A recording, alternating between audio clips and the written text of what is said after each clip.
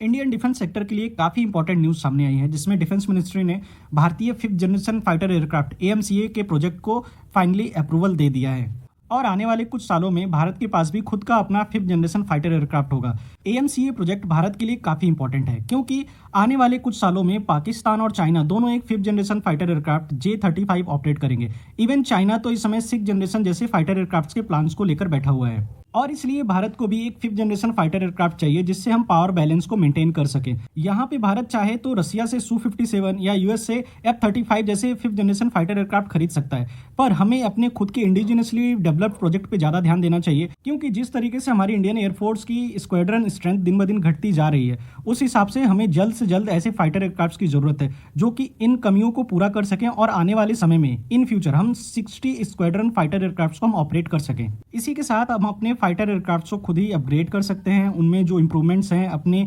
Specific need के हिसाब से उनको कर सकते हैं। और अगर भारत कभी एक लॉन्ग टर्म कॉन्फ्लिक्ट में उलझता है तो उस समय हम इन फाइटर एयरक्राफ्ट को मास प्रोड्यूस कर सकते हैं, और इन सभी चीजों के लिए हमें किसी के ऊपर डिपेंडेंट नहीं होना होगा। और आने वाले समय में एएमसीए प्रोजेक्ट इंपॉर्टेंट इसलिए होगा क्योंकि इसी के ऊपर बेस हम अपना सिक्स जनरेशन फाइटर एयरक्राफ्ट भी डेवलप करेंगे, जो कि एएमसीए MK2 होगा। हालांकि मैं एक और पॉइंट ऐड करूंगा कि अगर ये सारे फाइटर एयरक्राफ्ट अगर हमारे खुद के इंडिजिनसली डेवलप्ड इंजन के साथ आते तो इससे ना केवल इस प्रोजेक्ट को कंप्लीट करने में जल्दी होती, उसी के साथ ही साथ हम इसको बहुत मास लेवल पे एक्सपोर्ट भी कर सकते थे और हमारे ऊपर किसी भी कंट्री का कोई दबाव नहीं होता, और ना ही हमें इसके इंजन्स के लिए, इसके मेंटेनेंस के लिए यूएस जैसी कंट्रीज पे डिपेंडेंट रहना पड़ता।